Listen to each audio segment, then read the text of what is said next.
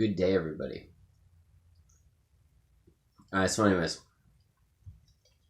this one is about um, when you feel upset or when you're, dealing with emotions or when something is upsetting you. Okay, there's a bunch of steps, right? People like steps, as Eckhart Tolle would always say. So, step one is to know a lot of this is from emotional agility. So I got to give her props. Um, the first step is to don't think any emotion or any feeling is good or bad. Like happiness isn't good, and being depressed or being frustrated isn't bad. Okay, emotions just are. Like happiness just is. Depression or feeling frustrated or angry just is. Okay, there's no good, bad emotions. Good, bad emotions. This is no good emotions, and there's no bad emotions. Okay, that's the first step. So just don't see emotions are good or bad. If you start seeing happiness is good, then you're always going to shoot for happiness and be like, oh, if I'm not happy, everything's bad. Okay. Viktor Frankl, this Holocaust survivor, he said that the more you aim at happiness as your target, the more you'll miss the target. So never try to aim for happiness. Okay, try to aim for fulfillment. Like this is a good one. I never remember achieving anything in my life. Years later, when I look back at my life, I only remembered how I felt. Okay, so not really focusing on achieving anything. When you look back at your life, have hindsight in the present moment. So in the present moment, to see yourself in the future. Okay, so right now, jump into the future. 20, 30, 40 years from now. Okay, and see yourself in the future and look back at yourself in this moment and think to yourself like, okay, like, am I doing the right thing? What will I be proud of? Okay, so look back and think like, man, in the present moment, whatever you're doing, whatever you're focused on, be like, man, was I proud of that? And I have absolutely no regrets, and I was focused on the right things. And if you could do that every second for your entire life, you'll get to the end of your life and you won't have any regrets. You will have done all of the things that you thought were important that you loved to do. You will have been more loving. You will have made less mistakes. You will have made better choices by living every moment in the present moment in hindsight, in the jumping in the future and seeing yourself as an older person and being like, wow, I'm really proud of all the things that I accomplished, and I have no regrets, and I was loving, I was caring, I was there for people in my life. I was helpful, and Mother Teresa once said, Tony Robbins was sitting by Mother Teresa's side, and Tony Robbins was just like, what's the one thing that sets you on fire? What's the one thing that you love more than anything? And Mother Teresa said, when I'm sitting next to somebody that's dying, and as they die with a smile on their face. Some heavy stuff, man. It's true.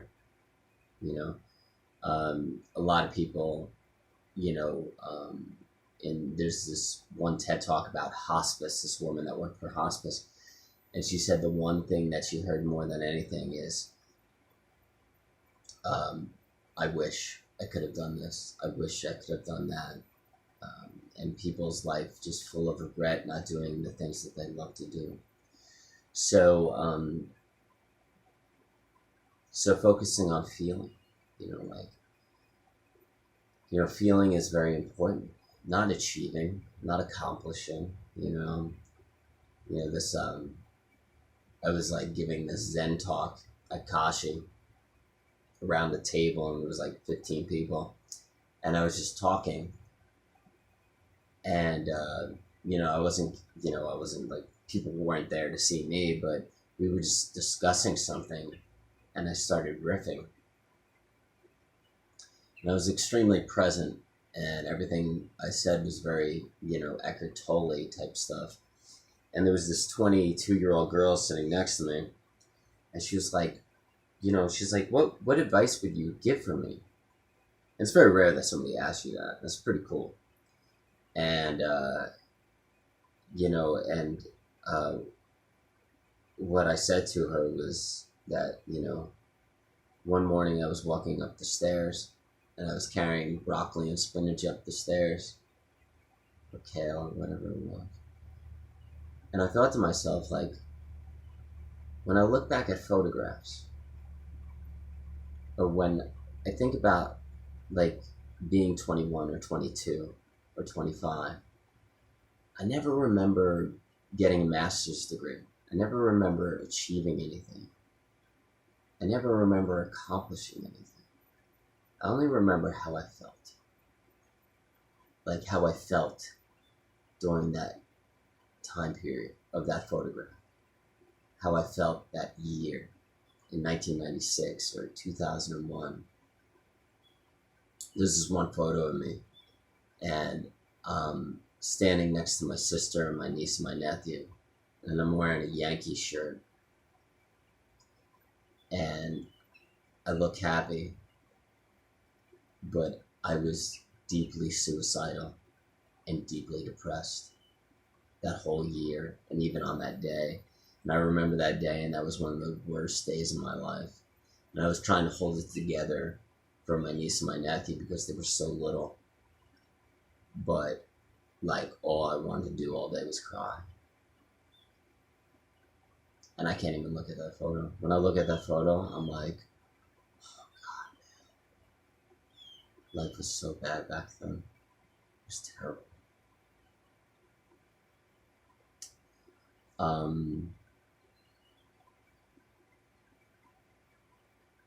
So focus on the feeling, not achieving anything. And that year I was deeply successful. I just finished my master's degree. I was a math and science teacher. And, like, on paper, highly accomplished, very successful in everybody's eyes. But my inner feeling was terrifying. I was so suicidal. Nobody knew it. I was afraid to tell people. But when I look at that photo, like, I know. It's on my sister's refrigerator, which is really weird. I've never told her about that. What I'm telling you right now.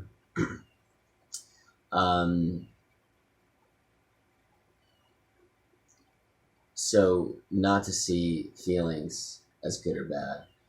When I'm talking about those time periods, they were terrible, without a doubt. I remember one day, I was telling this to my friend Maruti the other day. I woke up, I was looking, I only averaged like 4 or 5 hours of sleep that entire year when I was teaching math and science. And I remember one morning, I woke up and I looked at a ceiling fan. And because there was a ceiling fan above my bed, and I looked at the ceiling fan, and I was in a nightmare. Like, life was the nightmare. The stress and the pressures that come with teaching, the worry, the struggle to get through a day, especially on like 4 hours of sleep. And life was a nightmare. Going to bed, that wasn't the nightmare. Looking at that ceiling fan, that was the nightmare. Being alive was the nightmare. People that don't really suffer from depression don't really get that kind of thing. They don't understand that. People with clinical depression, people who are bipolar, they understand the nightmare feeling. Sometimes, you know, average people do as well. But Tim Ferriss did this TED Talk once, and it was about being bipolar. And he said that an average person has about 8 to 10 suicidal breakdowns, nervous breakdowns in their life. But a bipolar person has, I think the number was 60 or 70 suicidal breakdown, nervous breakdowns, suicidal breakdowns in their life. I think it's more. Maybe it was more than that. I think it might have been 100 or 120 suicidal breakdown, nervous breakdowns in their life for bipolar people. But it's interesting the difference between 8 and however much Tim Ferriss said. But seeing emotions is not good or bad. That's from emotional agility. A time period in your life, yes, it could be horrifying. A time period could be the worst time period of your life. But seeing emotions is not good or bad will help that time period.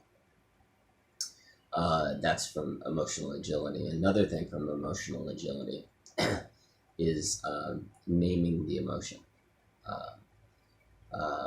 Where as soon as you feel an emotion come up, you're like, all right, I'm feeling an emotion right now. What I'm feeling, something's off. Something's off. And then you're like, okay, all right. And then you relax into it. You relax into the emotion. Try to feel it more. Which is kind of Michael Singer. And you're like, okay, all right. What is this emotion? What is it? Okay, right now I'm feeling frustrated. Why am I feeling frustrated? Because I'm feeling rushed, because I don't have enough time. Okay, so I'm feeling frustrated. Okay. All right.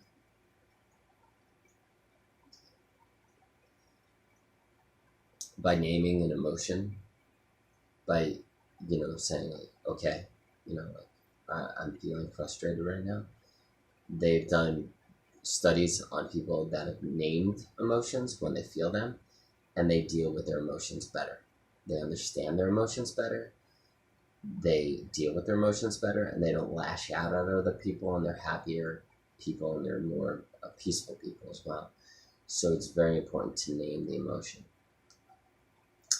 The next step is to feel it and to understand it. Okay, like why am I feeling this? I know what it is.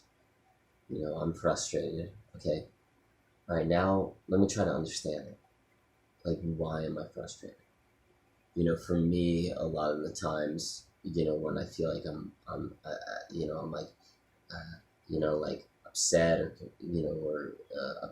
or frustrated or because I feel frustrated, that has to do with me being yelled at and being rushed and hurried by my mother when I was very, very young, my entire life. So it's a trigger.